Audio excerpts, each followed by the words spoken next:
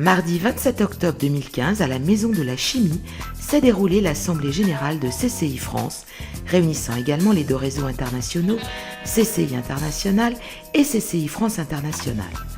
Au programme notamment de cette réunion, CCI Implantation Plus, un accord signé le 11 mars entre Business France, CCI International et CCI France International pour l'accompagnement de 3000 PME d'ici 2017. Mathias Fekkel était présent lors de cette assemblée, l'occasion pour le secrétaire d'État en charge du commerce extérieur d'exposer le travail accompli en faveur des PME exportatrices. Vous remercier de votre invitation ici et vous dire bien sûr le bonheur que j'ai à partager ce moment, cette table ronde d'échange dont je salue les différents intervenants, dont je salue aussi la tenue car elle montre le travail en commun qui est engagé. Vous le savez, à l'international, la défense de l'économie française prend plusieurs aspects. Il y a bien sûr d'abord tout ce qui se passe en interne, c'est-à-dire le mouvement de réforme inédit qui est engagé par le gouvernement. Il ne relève pas de mon périmètre ministériel, donc je ne m'y attarde pas, si ce n'est bien sûr pour dire que la bataille du commerce extérieur, elle se gagne d'abord à l'intérieur et sur le terrain. Et dès ma nomination, j'ai mis la question des PME à l'export et à l'international au cœur de mon travail, avec la volonté d'installer, de contribuer, soyons modestes, mais de contribuer à installer la culture des PME au cœur de l'État. C'est dans cet état d'esprit que j'ai organisé en mars dernier, au Quai d'Orsay, pour la première fois, le Forum des PME à l'international. Et vous avez été nombreux ici à vous y engager, à vous inscrire dans cette démarche. Ce forum a réuni plus de 400 PME et entreprises de taille intermédiaire. Il a été l'occasion de simplification, avec la mise en place du guichet unique douanier qui sera opérationnel à la fin de cette année et qui apportera aux PME de la simplicité et de l'efficacité. Avec aussi la mise en place du parcours commun à l'export. Et vous en avez parlé tout à l'heure, Monsieur le Président, Messieurs les Présidents.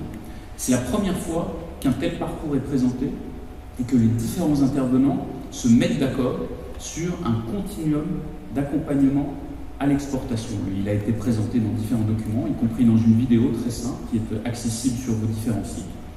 Ce travail-là se poursuit maintenant avec une volonté simple, c'est que les PME perdent moins de temps à comprendre qui fait quoi et passent plus de temps à pouvoir être sur leurs projets, sur leurs innovations et sur leurs exportations.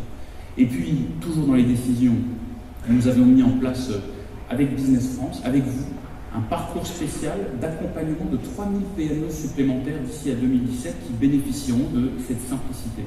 Avec un travail de votre part qui est absolument majeur et indispensable pour la réussite de nos PME à l'international, c'est justement qu'en amont, les choses soient bien préparées. Rien n'est pire que d'envoyer des PME à l'international sans préparation.